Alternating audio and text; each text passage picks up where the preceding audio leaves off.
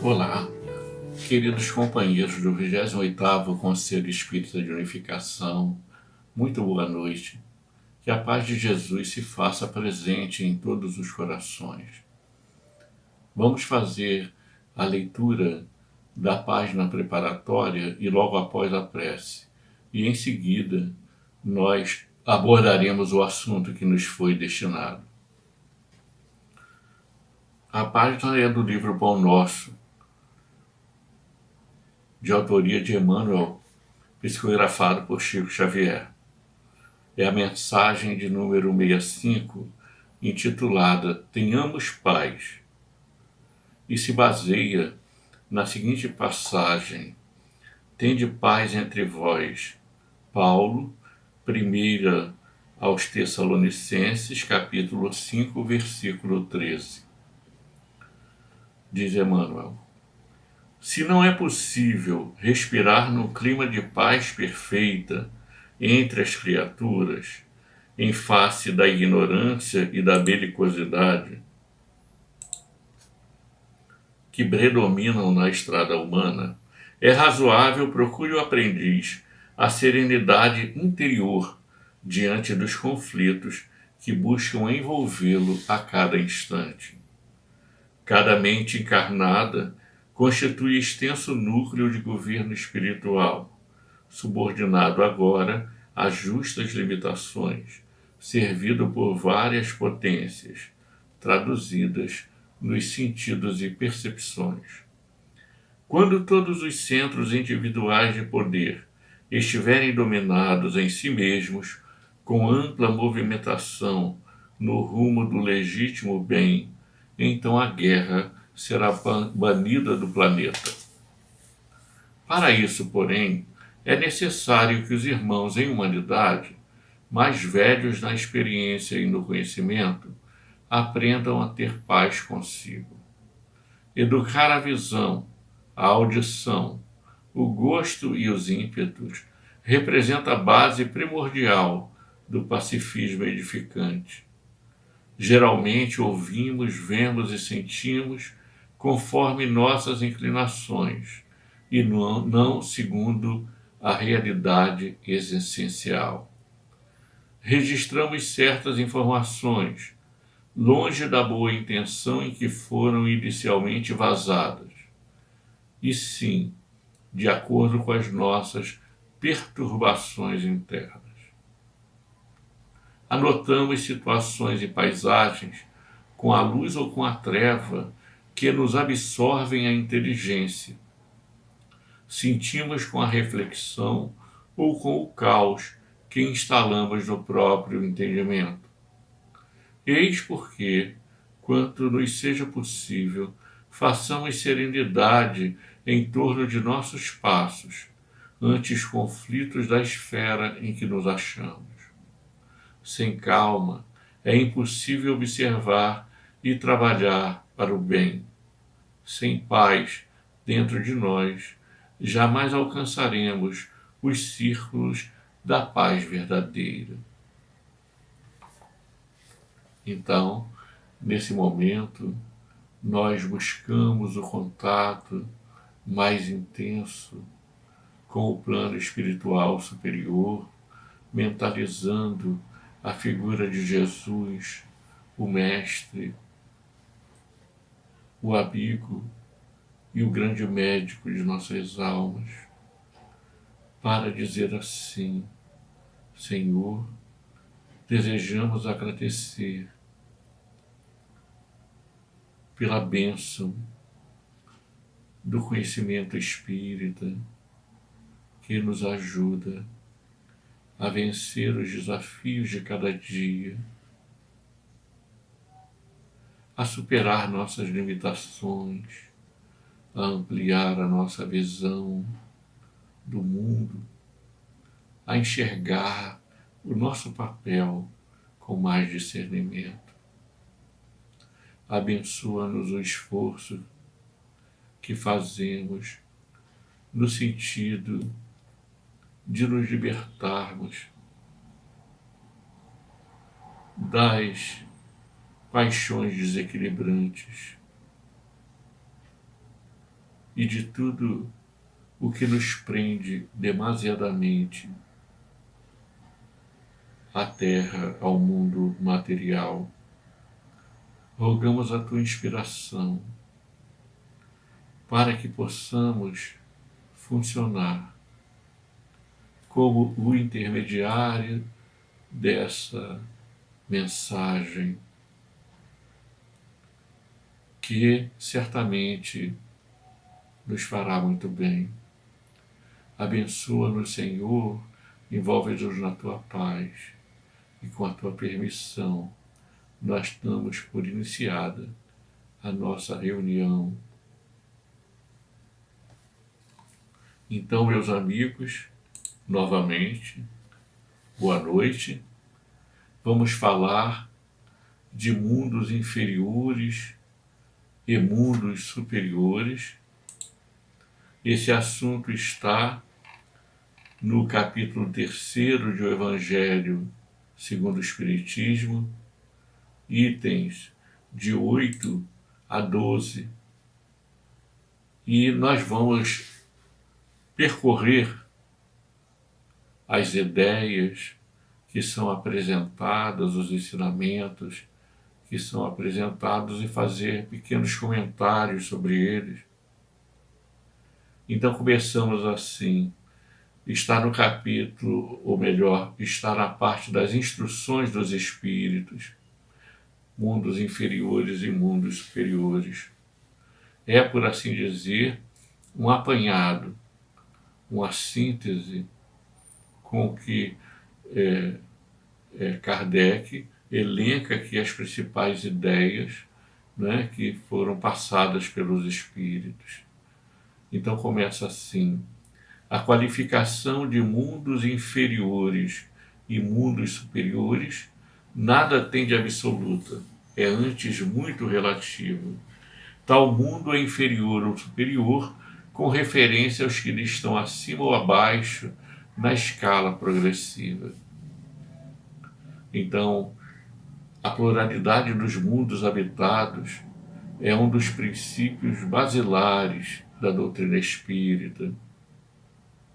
E com uma lógica muito fácil de ser entendida, para que tantos mundos, para que um universo infinito, se só a Terra fosse povoada.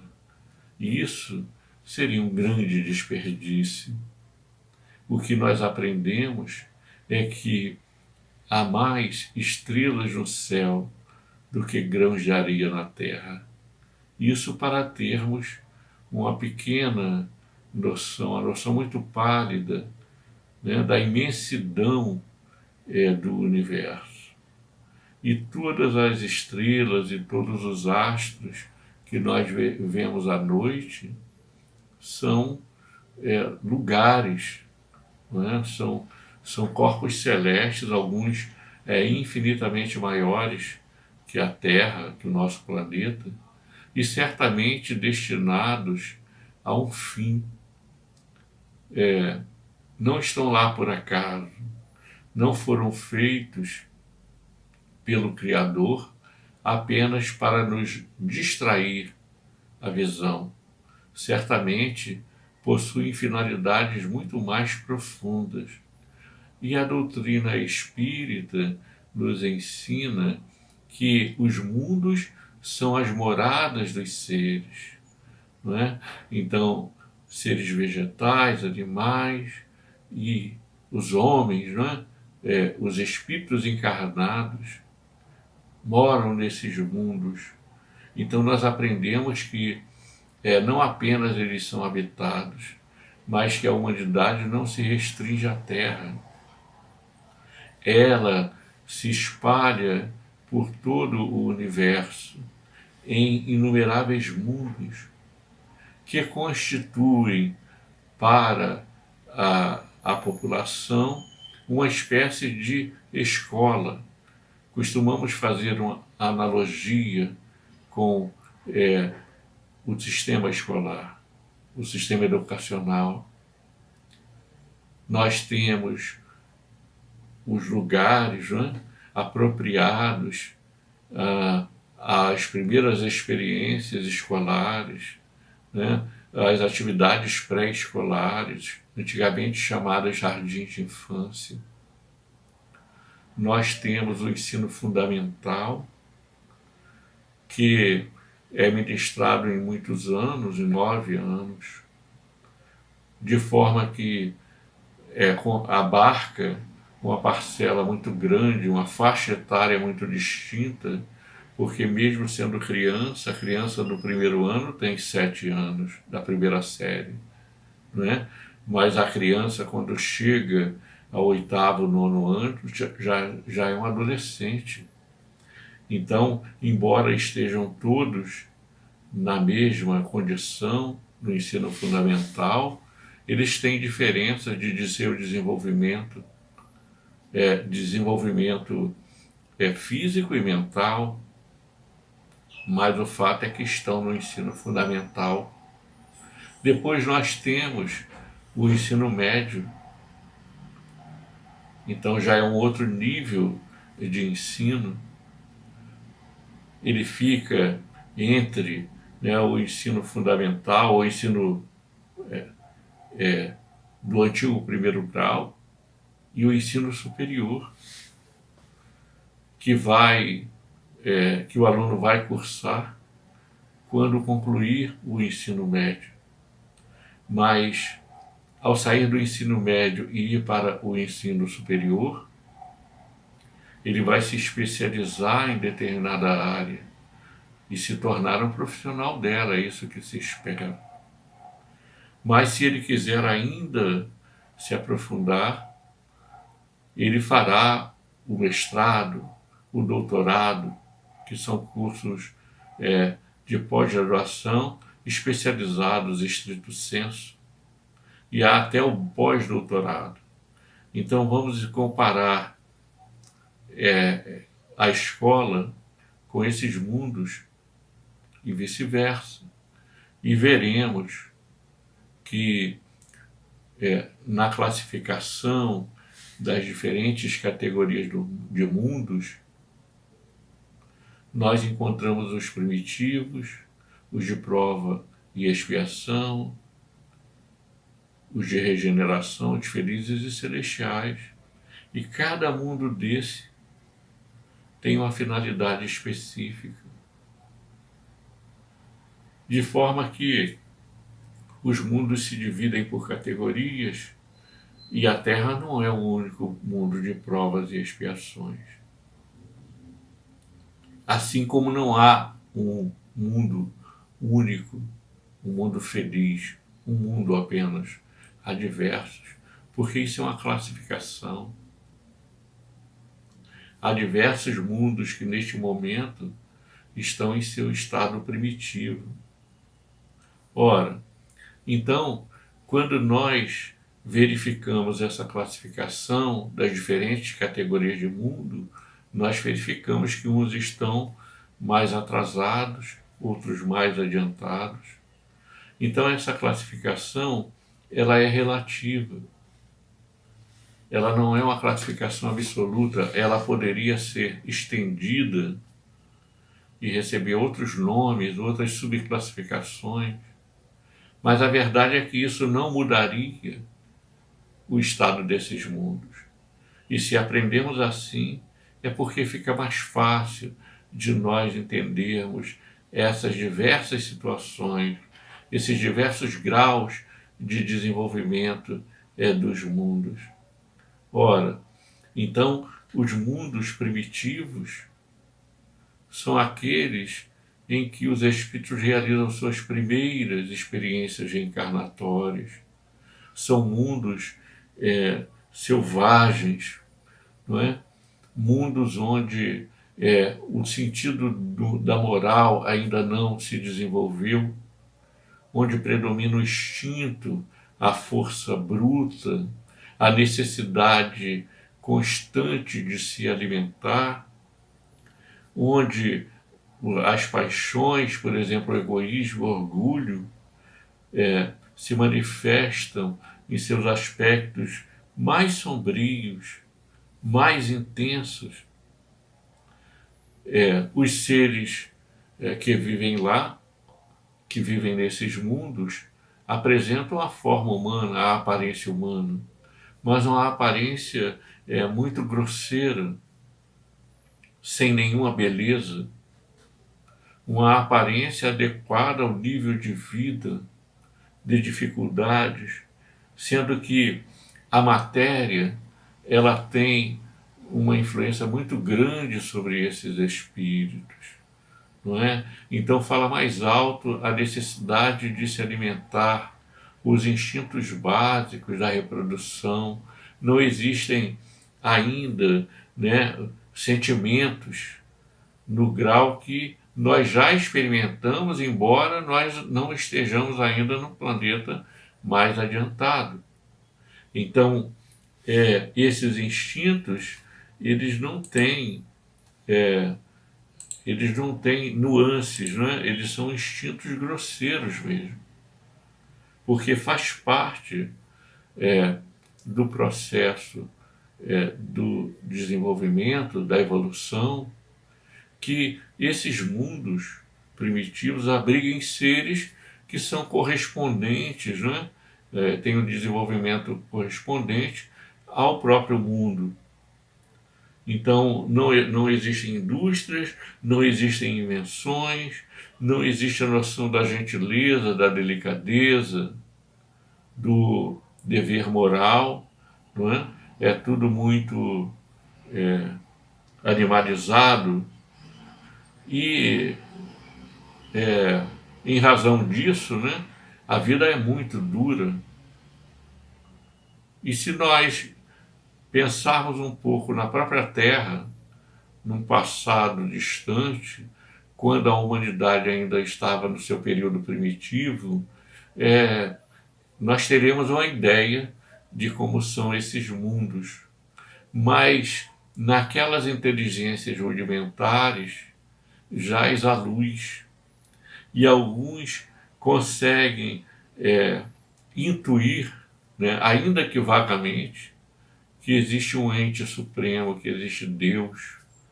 É ainda uma manifestação, um anseio espiritual muito abafado, muito contido, muito reprimido devido à característica dos seres que lá habitam, mas já é um sinal, né, uma luz tênue de que aqueles seres inferiores têm possibilidade de crescimento, né?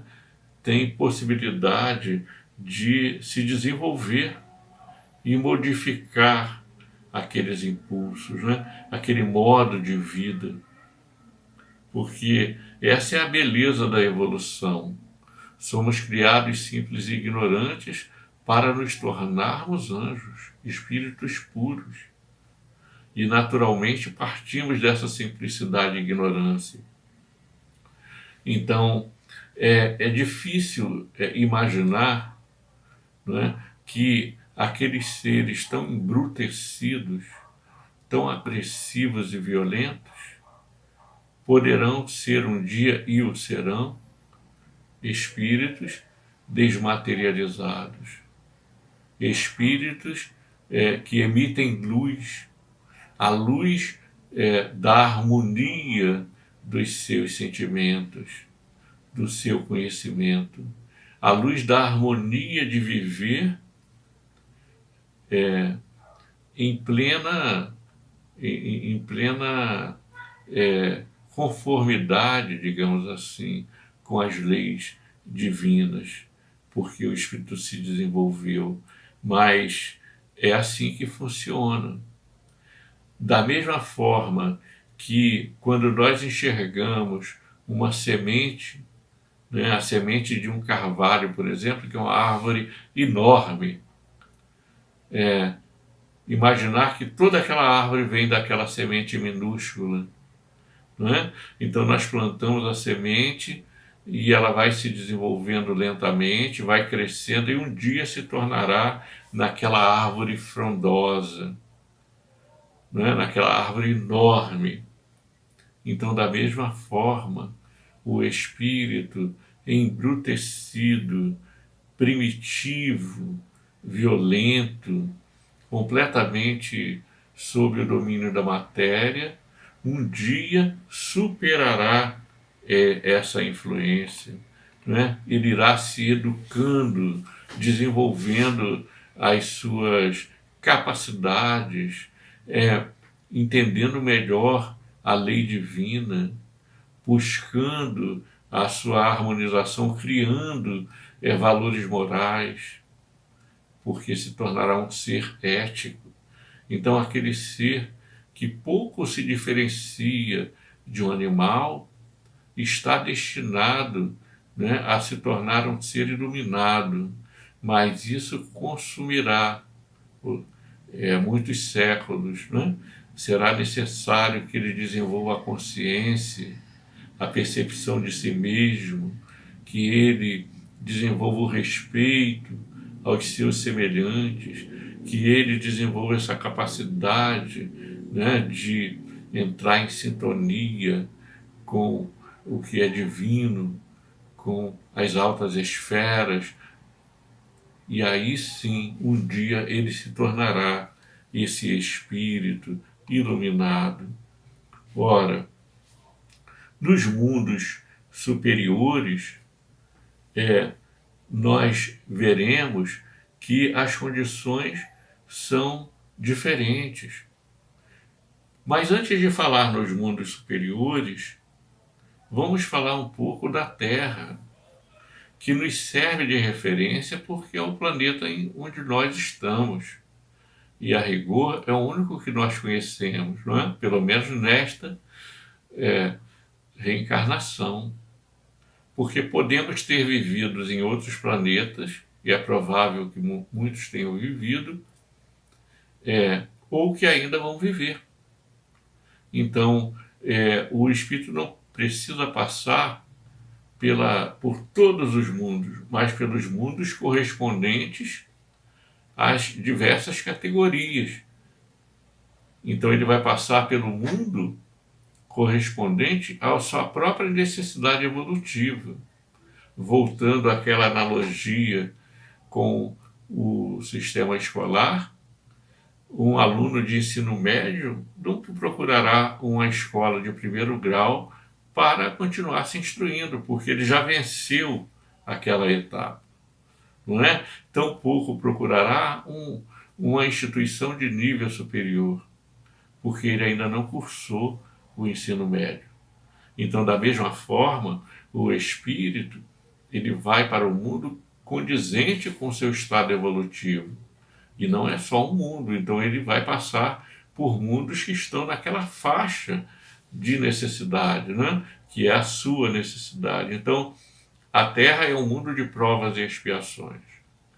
E como mundo de provas e expiações, ela sofre, né, os efeitos dessa condição. E que efeitos são esses? Não é? A injustiça social, porque os homens são ainda, né, dominados pelos interesses materiais, os espíritos sofrem o domínio da matéria. Então, a infância é lenta, não é? O homem leva cerca de 20 anos para se tornar um adulto. E esses 20 anos têm uma razão de ser, porque ele precisa de um tempo mais longo para que o processo educativo funcione. Então, quando o processo educativo funciona, e aí eu não estou falando da educação da escola somente, mas eu estou falando da educação moral, sobretudo, aqueles instintos que estavam fortemente arraigados nele, eles são, digamos assim, um pouco que anulados, não é? Não totalmente anulados, mas eles sofrem uma redução de sua intensidade. Então, quando o espírito chega à adolescência ou à juventude, que ele reassume, né, as suas tendências antigas, se ele teve um bom processo educativo, ele agora vai frear essas tendências. ele estará se educando, não é? Então, a Terra é um mundo em que o mal ainda predomina, né? Nós sabemos através dos noticiários diários de crimes, né, de violências as mais diversas, de injustiças que são próprias de espíritos imperfeitos que são dominados ainda pela matéria. Então, o orgulho, o egoísmo, a vaidade, a ambição desmedida, a insensibilidade para com a dor alheia, isso tudo é próprio de espíritos que são dominados pelos interesses materiais. Então, os espíritos imperfeitos, né, que estão habitando esse mundo de provas e expiações, eles sofrem essa influência da matéria, né? Aqui nós ficamos doentes, o corpo envelhece, nós perdemos as forças, não é? Há longas enfermidades, há guerras em pleno século XXI, quando o homem é abençoado pelas luzes da inteligência, que se refletem na tecnologia empregada para a medicina diagnóstica, para cirurgias complexas, quando o homem consegue construir naves que varam o sistema solar e vão para o espaço desconhecido, o homem ainda é capaz de fabricar artefatos, armas, para fazer os seus semelhantes sofrer, para destruir o meio ambiente com o seu desrespeito, né, com a sua ambição, queimando o habitat dos animais, fazendo com que a água escasseie, provocando o derretimento das calotas polares com o superaquecimento da Terra. Isso tudo é próprio do nosso planeta, que está num processo de transição para mundo de regeneração, onde a influência do mal será muito menor, ainda existirá, mas será muito menor, não é?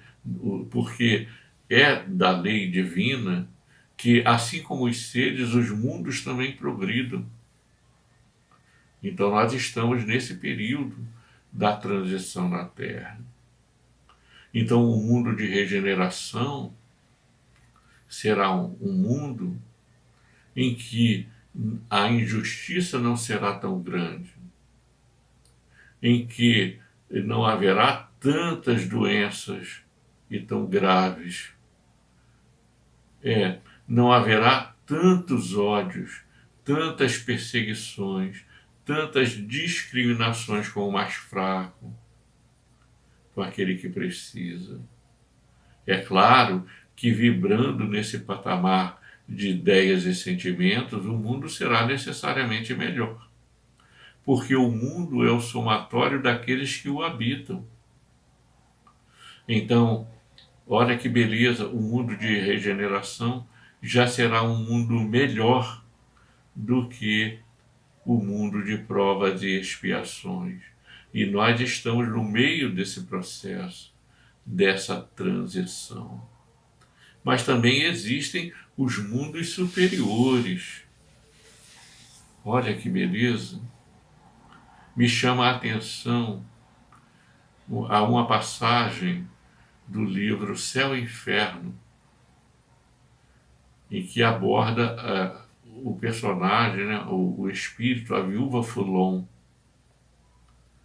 porque a viúva Fulon foi uma senhora que trabalhou com dificuldade, os filhos moravam em continentes distantes, ela teve uma vida muito digna e enfrentou a velhice com muita coragem. Ela costurava e frequentemente furava os dedos, porque não enxergava direito, furava o dedo com a agulha. Ela desencarna e os espíritos vêm buscá-la e vem informá-la de que ela agora vai para um outro mundo e apontam esse mundo, certamente um mundo em melhores condições que a Terra. Então, nesses mundos superiores, não é, os interesses espirituais predominam sobre os materiais. A influência da matéria é muito menor. Portanto, não existe injustiça social, não existe miséria, não existem doenças, porque o corpo é menos material.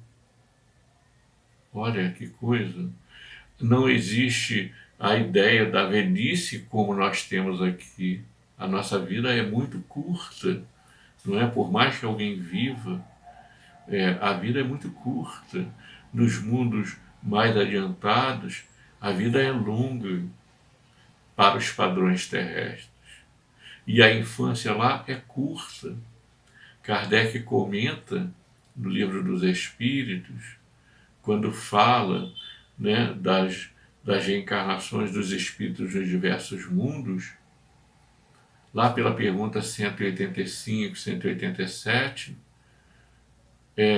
que os espíritos dizem que nos mundos superiores a infância é muito menor. E nós ficamos pensando, por que a infância desses mundos superiores é muito menor? Porque o progresso já está feito. O espírito que chega até lá, ele mereceu chegar. Ele já construiu uma harmonia dentro de si. Aqui não, a infância aqui tem que ser longa. Porque uma infância longa favorece a influência educativa, moralizante, para que o espírito possa enfrentar as suas tendências quando elas forem despertadas ao máximo. No mundo superior, a infância é pequena porque o espírito não vai sofrer esse assédio das más tendências.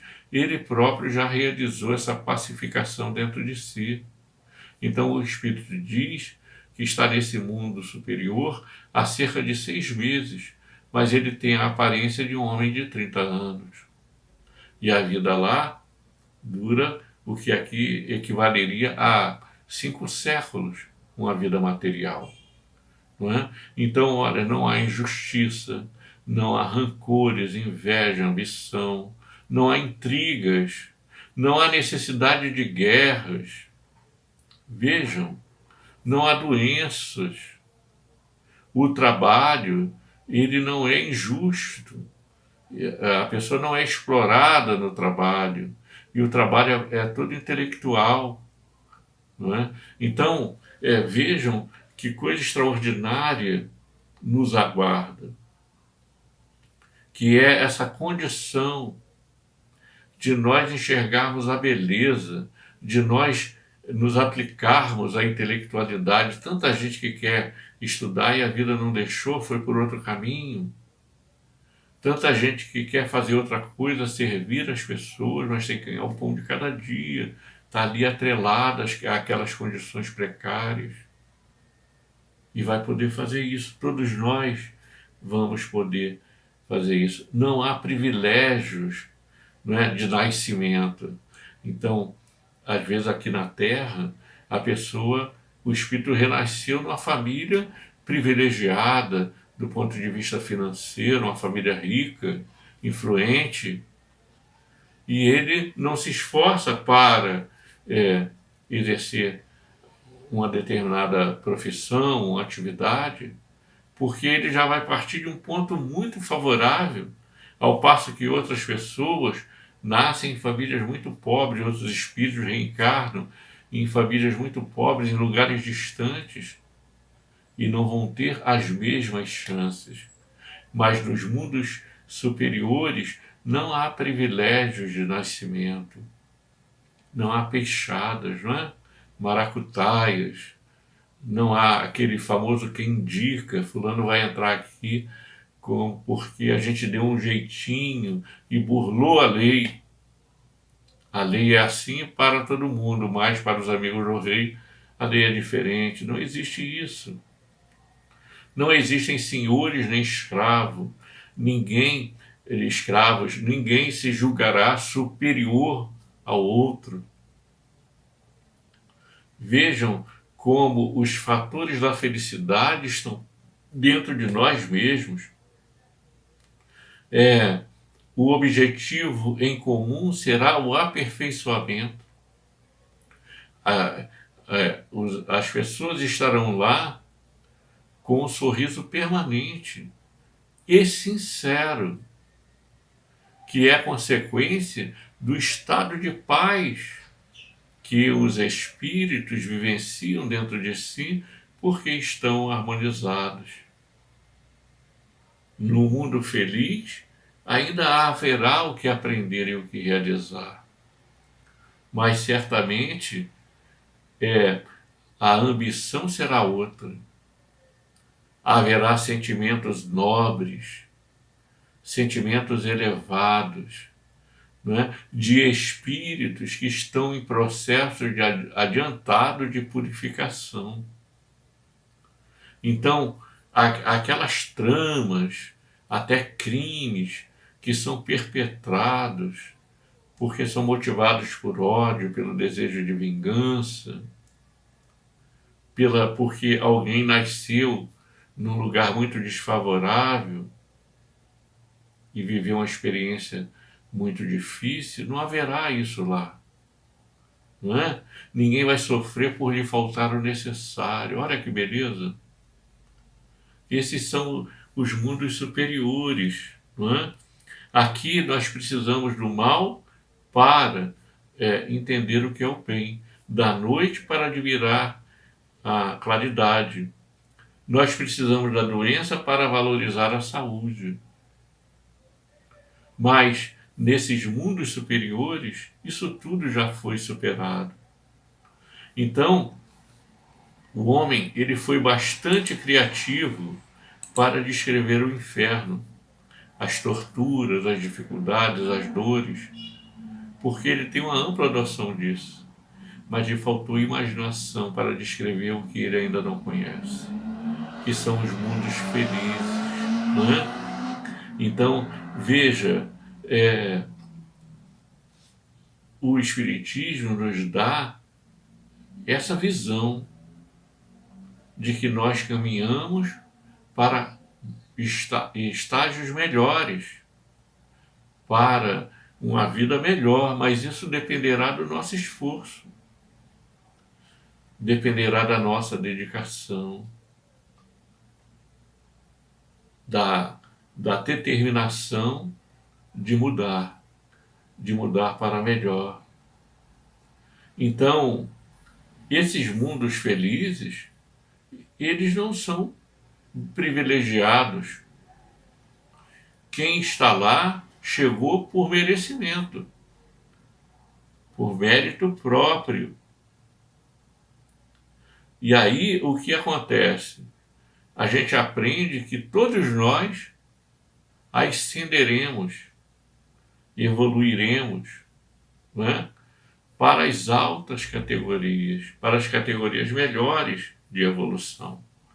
Mas isso se deverá ao nosso esforço.